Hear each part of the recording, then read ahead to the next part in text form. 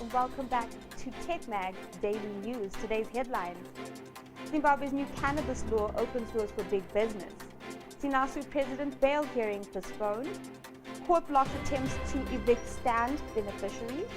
ED's SACU goes after top magistrate. Armed robbers kill 6-year-old man and steal $7 in Rusape. Zimbabwe Vice's border post remains closed. And lastly, your national COVID update. Your stories in detail. Zimbabwe's new cannabis law opens doors for big business. Recently, the government gazetted Statutory Instrument 218 of 2020, Agriculture Marketing Authority Industrial Hemp Regulations, that regularize the growing, processing and supply of industrial hemp by farmers in Zimbabwe for industrial purposes. In the report, Silevani Siko, Agricultural Environment and Innovative Editor, speaks to Zimbabwe Industrial Hemp Trust Founder and Chief Executive Officer, Dr. Zorodzai Maroveke, about the new regulations and how they could help the country to unlock the great economic potential of cannabis. ED's SACU goes after top magistrate. The Special Anti-Corruption Unit, which was assembled by President Emerson Mnangagwa in 2017, has authorized the police to investigate and arrest a top magistrate in connection with corruption. The magistrate Morgan Nemadire raised concerns when he ordered a Venezuelan national, Delcy Dema Rodriguez Guerrero, to pay a $700 fine after he was convicted of possessing 5 kgs of cocaine worth $500,000. Armed robbers killed 6-year-old man stealing $7 in Rusape. Zimbabwe Republic Police has launched a manhunt for about 7 armed robbers who allegedly killed a 60-year-old man at his home in Rusape and stole $7 and an undisclosed amount of local currency. Reports indicate that the gang members, who are armed with knives, machetes, and wooden sticks, pounced on Boas Mamutse and his family on Sunday at around 7 p.m. They allegedly demanded money from the family and were told there was nothing. They quarreled with Mamutse, saying they knew that his daughter had got married recently and told him to surrender the money he had received as a bride price. May his soul rest in peace. Zimbabwe's border post remains closed. Zimbabwe has only opened international airports to passenger traffic, while land borders remain closed to human traffic for the time being. Only commercial traffic, diplomats, and returning residents are allowed passage across the land border.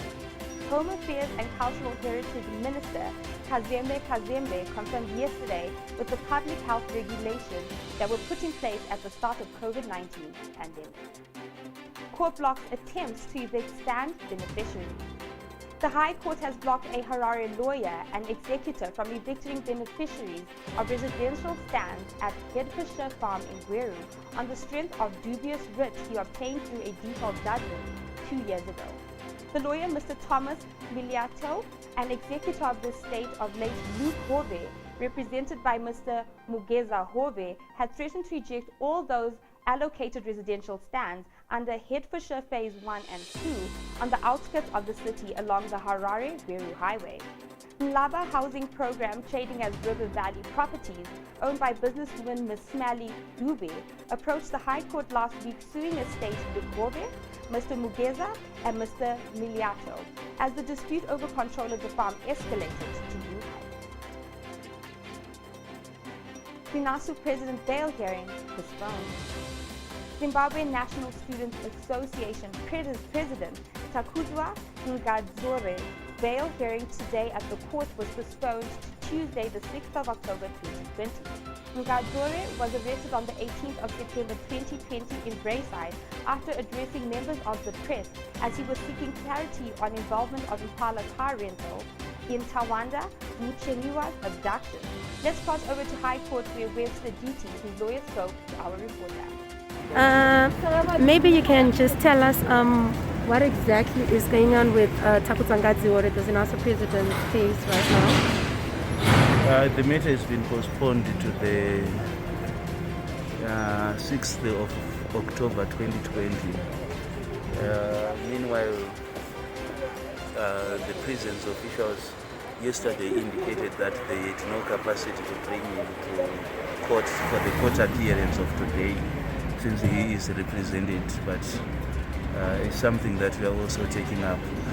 Then the second aspect is that it has been noted that the record that is before the High Court, the record of proceedings which transpired at the Magistrate's Court, is actually incomplete. There are certain aspects of the record which are not clear here, and the court, we sought the intelligence of the court to direct the clerk of court at Magistrate's Court to avail that record at the soonest, but the court declined that and advised that we should chase up with the clerk of court at Magistrate's Court for that particular record of proceedings. So we hope, hopefully by Tuesday, everything will be in order and we'll be able to argue the matter. And it is also suspicious that the state has not filed its response. We've been here, this is actually my third appearance here at the High Court in connection with the same matter, but the state is yet to finish a response to what we are alleging at the basis of our appeal, and we hope there is no foul play going on in there. Okay, how is it? And your national COVID update. Zimbabwe has 7,838 confirmed coronavirus cases. We have 228 deaths, and recoveries are at 6,303. Lastly, trending on social media, video footage is circulating online of a moment where a woman escaped death by a whisker when a Zipco bus swerved onto a sidewalk. The video footage is below. For more stories, please check out our website at www.techmag.tv. Subscribe to our YouTube at TechMagTV and follow us on Facebook, Instagram, and Twitter at TechMagTV. I am Lauren Grace, and we will see you tomorrow.